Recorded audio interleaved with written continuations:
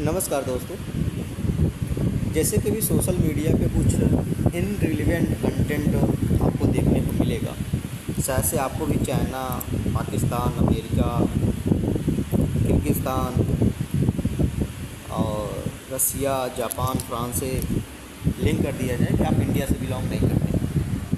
कृपया ऐसे अफवाहों पे विश्वास ना करें, फैक्ट चेक करें। और सबसे बड़ी समस्या ये आज के समय में ये हो गया है, जो हमारी मेन स्ट्रीम मीडिया है, सो कॉल्ड, जिसे हम गोदी मीडिया कहते हैं, वो उसके ऊपर विचार भी नहीं करना चाह रहे हैं कि हमें ऐसा कहा क्यों जा रहा है। एक मीडिया उस प्रकार का बैठा हुआ है जो कि भारतीय जनता पार्टी, मतलब एक पक्ष को लेकर बैठा हुआ है कि भाई भारतीय जनता पार्टी का बुराई ही करना है, और एक मीडिया वो लेके बैठा हुआ है कि भारतीय जनता पार्टी के बारे में कुछ बुराई ही नहीं करना, सब अच्छा ही बताना है।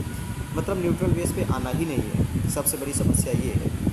और हमें तो हंसी इस बात की आ रही है कि जो मेन स्ट्रीम मीडिया बता रही है कि वहाँ से फंड हो रहा है, चाइना से हो रहा है, अमेरिका से हो रहा है, पाकिस्तान से हो रहा है और वहाँ से लोग आए हुए हैं, तो फिर तो भाई हमारे देश की जो सुरक्षा है, अमित शाह से एक प्रश्न है।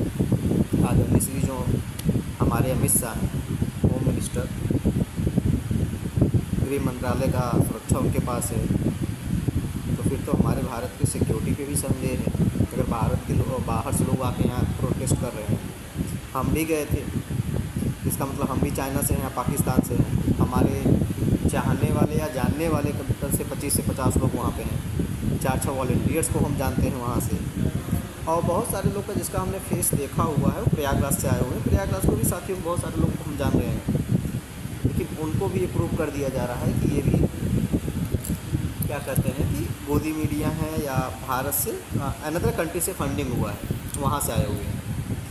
तो आपसे हम्बल रिक्वेस्ट है कि ऐसे अफवाहों या इनरिलेवेंट कंटेंट पे ट्रस्ट ना करके आप फैक्ट चेक करिए। और पॉइंट जो मुद्दा है वो तो जेन्युइन है। एजुकेशन, अभी देहरादून उत्तराखंड में एक इंटरनेट के रिलेटेड ही कोई एग्ज़ाम था जो कि वहाँ पे लीक हो गया, और इंटरनेट के माध्यम से ही लीक हो गया। राजस्थान में लीक हो गया, महाराष्ट्र में टेट का एग्ज़ाम था वो लीक हो गया, यूपी में कांस्टेबल का पेपर लीक हो गया, नीट का पेपर लीक हो गया। ये कोई 2026 की बात थोड़ी है, ये पुरानी बीमारी है। जब भी कोई बात करेगा तो आप एंटी नेशनल ठहरा देंगे किसी को भी। बाहरी एलिमेंट आ गए हैं, तत्व आ गए हैं, क्योंकि ऐसे बातें आप करके अपनी जिम्मेदारी से, अकाउंटेबिलिटी से, रिस्पॉन्सिबिलिटी से आप भाग जाते हैं। देश की स्थिति क्या है? विराट कोहली इंडिया छोड़ के क्यों चले गए दूसरे कंट्री में?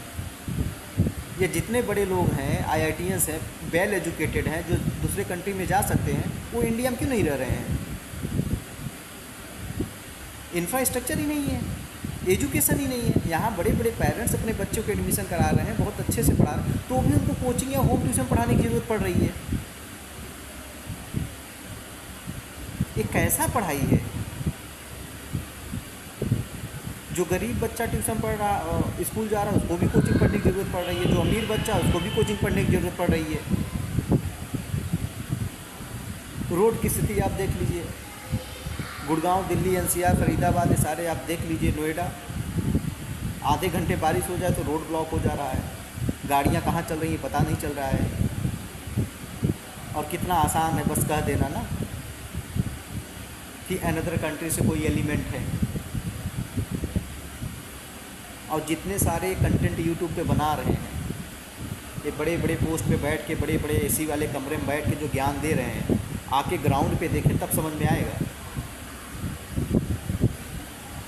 कमेंट करना, रीलबाजी करना और बड़े बड़े AC में बैठ करके फिर गरीबी पर बात करना, ये बहुत अच्छा लगता है।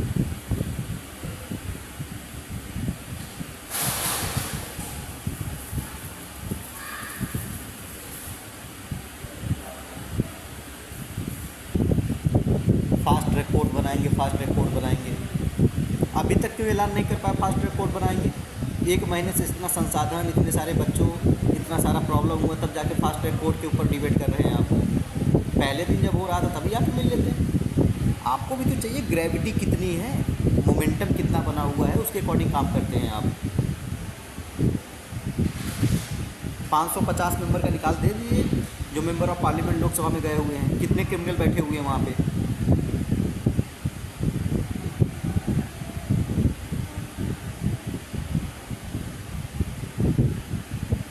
ये कंडीशंस हैं। अब आजकल तो बहुत ईजी हो गया, मोबाइल निकाले कमेंट कर दिए। कमेंट करने में क्या जा रहा है, किसी को एंटी नेशनल साबित कर दिए, किसी को 2 वर्ड्स बोल दिए।